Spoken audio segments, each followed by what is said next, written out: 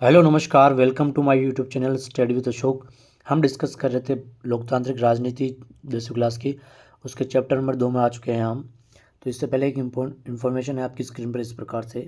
Vision classes की offline classes भी चलती हैं जो 500 सेंटर पर हैं। ठीक है, पहले भी डिस्कस कर चुके हैं 11th 12th 9th 10th के लिए भी। ठीक है, चलिए चैप्टर नंबर 2 पर इस प्रकार से हैं। इसके मुख्य पॉइंट देख लेते हैं सबसे पहले, जो आपको याद रखना है, क्वेश्चन समझने में आसानी होगी। हाँ, यहाँ पर देखिए, पहला पॉइंट यहाँ पर देखिए, संघीय व्यवस्था में दो या दो से अधिक प्रकारों की सरकारें होती हैं जो एक नागरिक समूह पर क्या करती हैं, शासन करती हैं। ठीक है, तो नेक्स्ट पॉइंट देखिए, इसमें देखिए, संघीय व्यवस्था में प्रत्येक सरकार के अधिकार क्षेत्र और शक्तियों का स्पष्ट वर्णन संविधान में किया गया है। तीसरा पॉइंट देखिए, संविधान के मौलिक प्रावधानों को किसी एक स्तर की सरकार अकेले नहीं बदल सकती हैं। ऐसे बदलाव दोनों स्तरों की सरकारें द्वारा की जाती है। ठीक है, आगे देखिए, अदालतों को संविधान और दोनों स्तरों की सरकारों के अधिकारों की व्याख्या करने का अधिकार है। ठीक है, आगे देखिए, संघीय शासन व्यवस्था का कार्य देश की एकता, सुरक्षा को बढ़ावा देने तथा क्षेत्रीय विविधताओं को पूरा सम्मान करना होता है। ठीक है, आगे देखिए, भारत में जम्मू कश्मीर एक मात्र ऐसा राज्य है जिसका जिसका क्या है, अपना संविधान है। ठीक है, आगे चलिए, अपना संविधान से मतलब है उसको कुछ विशेष दर्जे दिए हुए हैं। ठीक है, तो यहाँ पर देखिए, क्वेश्चन नंबर पॉइंट 7वां देखिए, भारत, बेल्जियम और स्पेन में राज्यों की तुलना में केंद्र सरकार ज़्यादा शक्तिशाली है। ठीक है, यहाँ पर देखिए 8वां पॉइंट, भारतीय संविधान में हिंदी के अलावा अन्य भाषाओं को अनुसूचित भाषाओं का दर्जा दिया गया है। आगे देखिए, विषयों की वह सूची जिस पर केंद्र सरकार का कानून बनाती हैं उसे संघ सूची कहलाती है। 10वां पॉइंट देखिए, संघ सूची में 97 विषय रखे गए हैं। कितने विषय रखे? 97। आगे चलिए क्वेश्चन पर डिस्कस करते हैं हम। अब क्वेश्चन किस प्रकार से होंगे, यहाँ पर देखिए, बहुविकल्पीय प्रश्न उत्तर हैं। तो यहाँ पर देखिए, पहला क्वेश्चन देखिए, भारत में कितने प्रतिशत लोगों की मातृभाषा हिंदी है? 35%, 40%, 42%, 50%। इसका राइट आंसर होगा 40%। आगे चलिए, आगे देखिए, भारतीय संविधान द्वारा कितनी भाषाओं को अनुसूचित भाषाओं का दर्जा दिया गया है? कितनी भाषाओं को दिया गया है? 20 भाषाएँ, 21 भाषाएँ, 22 भाषाएँ, 23 भाषाएँ। तो राइट आंसर होगा इसका 22 भाषाएँ। तो होगा तीसरा ऑप्शन। चलते हैं नेक्स्ट क्वेश्चन पर। नेक्स्ट क्वेश्चन आपकी स्क्रीन पर इस प्रकार से हैं, एक ऐसी सरकार जो एक से ज़्यादा राजनीतिक पार्टियों द्वारा एक साथ मिलकर स्थायी बनाई जाती हैं उसे क्या कहलाती हैं? काम चलाऊ सरकार, स्थायी सरकार, प्रगतिशील सरकार, गठबंधन सरकार। तो उसको क्या कहेंगे? गठबंधन सरकार कहेंगे। तो इसका राइट आंसर होगा चौथा। चलते हैं नेक्स्ट क्वेश्चन पर। नेक्स्ट क्वेश्चन आप देखिए, यहाँ पर क्या है, यहाँ पर नगर निगम के प्रमुख को क्या कहते हैं? मेयर, चेयरमैन, सचिव, प्रधान। क्या कहते हैं उसको? मेयर कहते हैं। क्या कहते हैं? मेयर। ठीक है, चलिए नेक्स्ट क्वेश्चन पर। नेक्स्ट क्वेश्चन आपकी स्क्रीन पर इस प्रकार से हैं, भारत के किस राज्यों को विशेष दर्जा प्राप्त है? उत्तर प्रदेश, जम्मू कश्मीर, कर्नाटक, आंध्र प्रदेश। तो अभी डिस्कस किया था, जम्मू कश्मीर को विशेष दर्जा है। आगे चलिए, यहाँ पर देखिए क्वेश्चन है छठा। तो यहाँ पर छठा किस प्रकार से है, केंद्र और राज्य सरकारों के बीच में होने वाले विवादों का निपटारा कौन करता है? बताइए। प्रधानमंत्री, राष्ट्रपति, न्यायपालिका, राज्यपाल। तो बताइए कौन करता है इसका निपटारा? न्यायपालिका करती है। ठीक है, तीसरा ऑप्शन राइट है। चलते हैं नेक्स्ट क्वेश्चन पर। तो यहाँ पर देखिए 7वां क्वेश्चन क्या है, स्थानीय शासन वाली संस्थाएं जो शहरों में काम करती हैं वह क्या कहलाती हैं? कहलाती हैं नगर पालिका और नगर निगम, पंचायत, जिला पंचायत, विधान परिषद, ग्राम पंचायत। तो इसका राइट आंसर होगा नगर पालिका और नगर निगम। ठीक है, आगे बढ़िए। क्वेश्चन नंबर 8वां है, निम्न में से कौन सा विषय केंद्र सूची में शामिल नहीं है? रेलवे, मुद्रा, कानून व सुरक्षा, बैंकिंग। तो इसका राइट आंसर होगा कानून व सुरक्षा। आगे चलिए, केंद्र और राज्यों के बीच सत्ता का बंटवारा कितनी सूचियों में होता है? कितनी सूचियों में होता है? 3, 4, 5, 6। तो इसका राइट आंसर होगा 3 सूचियों में होता है। ठीक है, आगे चलिए। 10वीं, राज्य पुनर्गठन आयोग की रिपोर्ट को कब लागू किया गया था? 12 मई 1950, 1 नवंबर 1956, 26 जनवरी 1950, 15 अगस्त 1947।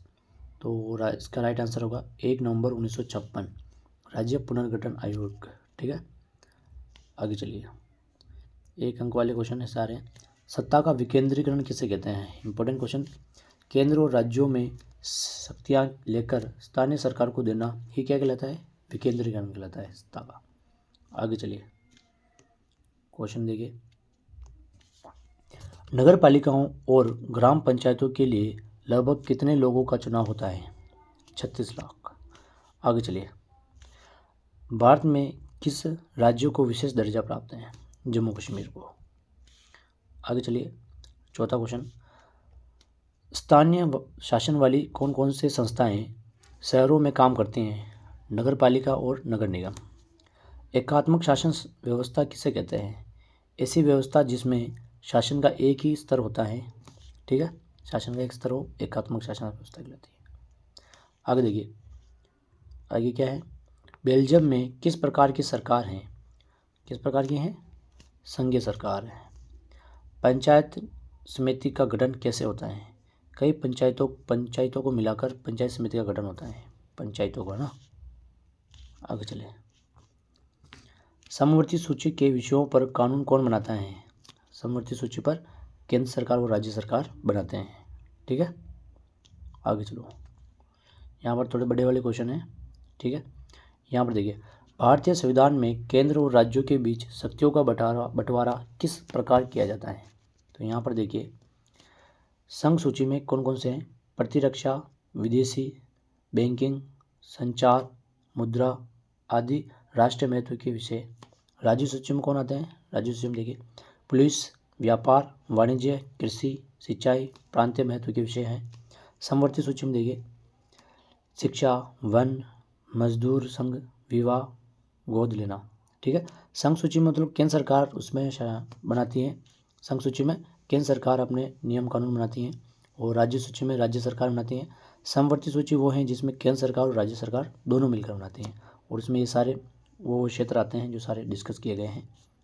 आगे देखिए, अवशिष्ट शक्तियाँ वे विषय जो ऊपर के 3 सूचियों से नहीं हैं जिन पर कानून बनाने का अधिकार किसको है? केवल केंद्र सरकार को होता है। ठीक है, इस प्रकार से हो गया।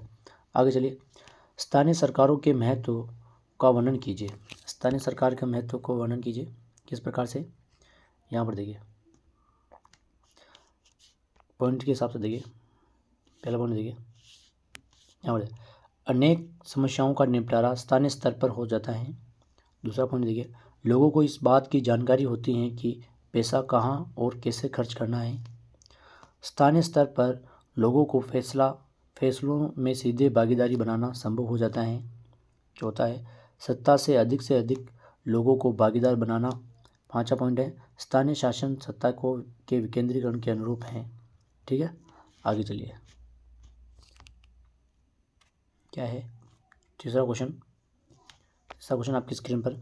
भारत की संघीय व्यवस्था में बेल्जियम से मिलती जुलती एक विशेषता और उससे अलग एक विशेषता को बताइए। भारत में बेल्जियम से मिलती जुलती विशेषताओं यह हैं कि दोनों देशों से संपूर्ण देश के लिए एक संघ सरकार का गठन किया गया।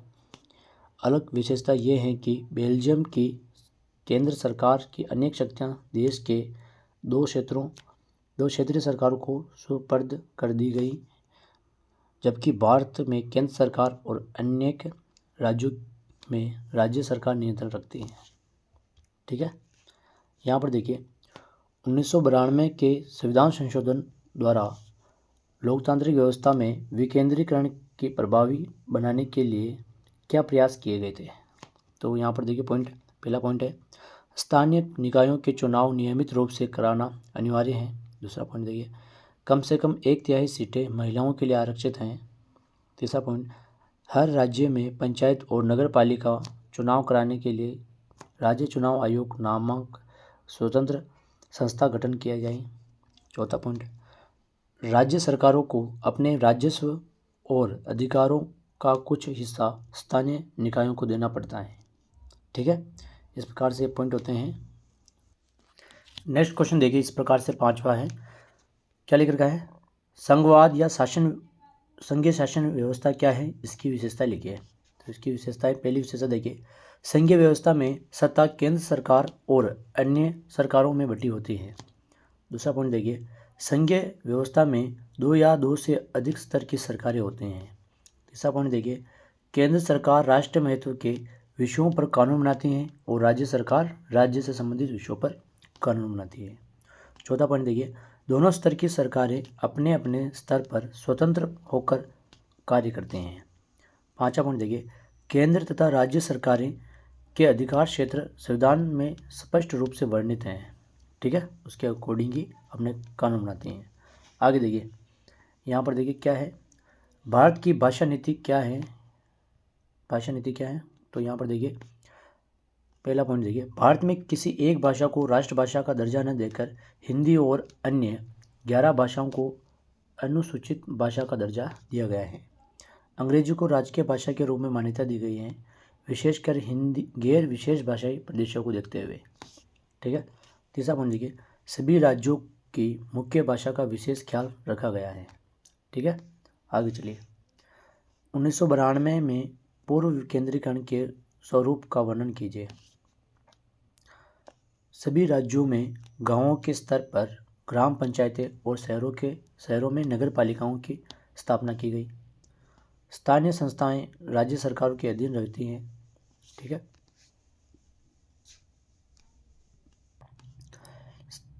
तीसरा पॉइंट देखिए क्या है, स्थानीय संस्थाओं के चुनाव नियत समय पर नहीं कराए जाते हैं। चौथा पॉइंट स्थानीय संस्थाओं के पास न अपना अधिकार था और न संसाधन। आगे देखिए नेक्स्ट क्वेश्चन है इस प्रकार से, क्या है, एकात्मक और संघात्मक सरकारों के बीच अंतर स्पष्ट कीजिए। एकात्मक सरकार क्या होती है, उस एकात्मक शासन व्यवस्था, उसमें देखिए पॉइंट, पहला पॉइंट इसमें केंद्र सरकार शक्तिशाली होती है। इसके अंतर्गत संविधान संशोधन केंद्र सरकार कर सकती हैं। शक्तियाँ एक जगह पर केंद्रित होती हैं। इसमें एक ही नागरिकता होती हैं। केंद्र सरकार राज्यों में शक्तियाँ ले सकती हैं। ठीक है, एकात्मक वाले में। आगे चलिए संघात्मक शासन व्यवस्था। अब संघात्मक क्या होती हैं, संघात्मक शासन व्यवस्था उसे कहते हैं इसमें सरकारें 2 स्तरों पर बटी होती हैं, केंद्र सरकार और राज्य सरकार। अब इसमें क्या होता है, इसमें केंद्रीय सरकार अपेक्षाकृत कमज़ोर होती हैं। इसमें केंद्र सरकार अकेले संविधान संशोधन नहीं कर सकती हैं। शक्तियाँ कई स्तरों पर विभाजित होती हैं। कई संघीय व्यवस्था वाले देशों में दोहरी नागरिकता होती हैं। दोनों स्तर की सरकारें अपने अधिकार क्षेत्र में स्वतंत्र होती हैं। ठीक है, चलिए आगे क्वेश्चन पर, केंद्र और राज्यों के संबंधों में आए बदलाव का वर्णन कीजिए। तो केंद्र और राज्य के बीच में बदलाव, क्या संबंध में क्या बदलाव आए हैं, देखिए पहला पॉइंट विभिन्न राज्यों में क्षेत्रीय पार्टियों की सरकारें हैं। यहाँ पर देखिए गठबंधन सरकारों के आने से केंद्र सरकार अपने मनमानी नहीं कर सकती हैं। देखिए केंद्रीय राजस्व में राज्यों को दी जाने वाली राशि में बढ़ोतरी है। केंद्र राज्य तनाव की कमी, केंद्र राज्य संबंधों में सुधार, केंद्र सरकार की योजनाओं में राज्यों के हितों का ख्याल। ठीक है, इस प्रकार से बात होती है। आगे चलिए, आगे क्वेश्चन नेक्स्ट है, पंचायतों की मुख्य परेशानियों का वर्णन कीजिए। तो क्या है मुख्य विशेषताएं, तो यहाँ परेशानियाँ हैं। पहला पॉइंट क्या है, जागरूकता का अभाव। ठीक है, दूसरा है धन का अभाव, तीसरा अधिकारियों की मनमानी, चौथा है जन सहभागिता में कमी, पांचवा पॉइंट केंद्र और राज्य सरकारों द्वारा समय पर वित्तीय सहायता उपलब्ध नहीं कराना, छठा पॉइंट चुनाव नियमित रूप से नहीं होते हैं। ठीक है, ये सारी समस्याएं आती है। आगे चलिए, यहाँ पर देखिए क्या लिख रखा है, एक संघीय व्यवस्था वाला देश है इस तथ्य को साबित करने वाले मुख्य सिद्धांतों को लिखिए। ठीक है, तो क्या है, पहला देखिए, भारत में केंद्र, राज्य और स्थानीय 3 स्तरों पर सरकारें होती हैं। ठीक है। दूसरा पॉइंट है, सरकार में एक लिखित एवं विस्तृत संविधान है। तीसरा पॉइंट, प्रत्येक स्तर की सरकार के अधिकार क्षेत्र संविधान में स्पष्ट वर्णित हैं। आगे चलिए, संविधान के मौलिक प्रावधानों को कोई एक स्तर की सरकार अकेले नहीं बदल सकती। चौथा पॉइंट, सर्वोच्च न्यायालय की संविधान की व्याख्या का अधिकार है। आगे देखिए, केंद्र और राज्य सरकारों के बीच विधायी शक्तियों को सूची, राज्य सूची, संघ सूची और समवर्ती सूची में बांटा गया है।